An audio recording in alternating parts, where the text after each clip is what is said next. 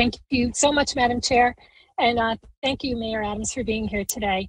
I would just like to really say thank you. Thank you for your advocacy for giving judges the ability to consider dangerousness as a tweak to bail reform.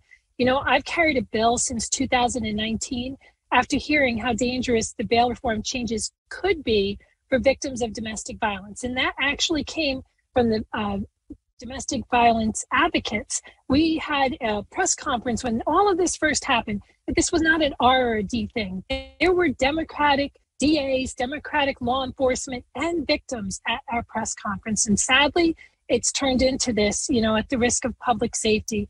But I'd encourage you to take a look at my bill, which is Senate Bill 6947. And my question for you today, Mayor, is there a model, maybe from another state, that fairly considers dangerousness that you would like to see New York consider? You know, for example, New York has a risk assessment tool that they use, and I just really wanted to get your thoughts on this, since you're somebody that had skin in the game for so many years, and I just would like to hear your thoughts. Thank you for that question, because I think that's something that many people overlook when we talk about considering dangerousness. Domestic violence victims.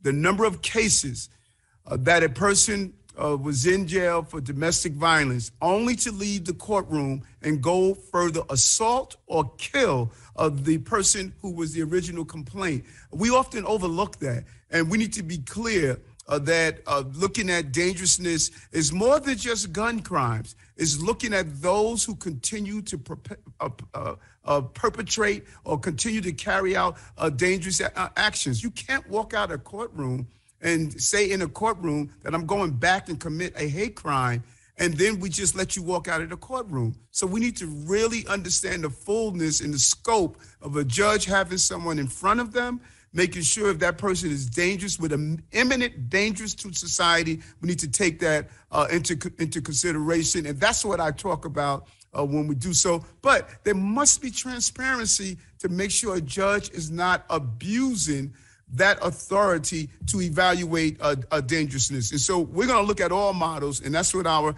criminal justice team is doing. My deputy mayor of public safety is doing a real analysis to see who has it right. But again, we're not looking to reform my life work that has been materialized in Albany. We're looking to make sure the balance of justice and safety, and that's the tweak that we talk about. Thank you so much for your very thoughtful comments. I really appreciate it. I look forward to working with you on this. Thank you. Thank you.